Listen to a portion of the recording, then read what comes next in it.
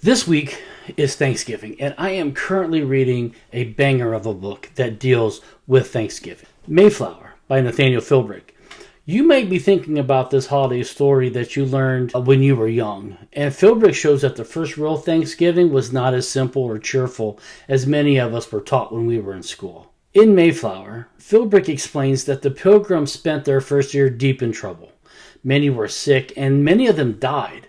The survivors leaned on Tisquantum and other Wampanoag people who showed them how to plant corn and find food.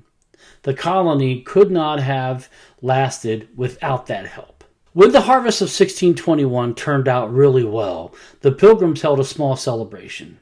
Then a large group of Wampanoag men arrived. They brought deer and they joined in the gathering.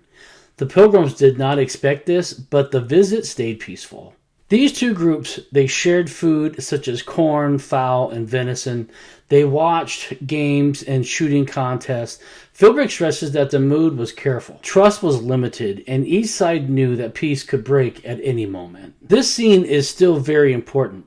It showed a rare time when both communities found a way to live side by side. Philbrick reminds us that the first Thanksgiving was not a perfect moment. It was as fragile pause in a hard struggle for survival. Once I'm finished with this book, I want to have a full review, but if you want a clear and thoughtful look at this period in American history, then I would recommend checking this book out.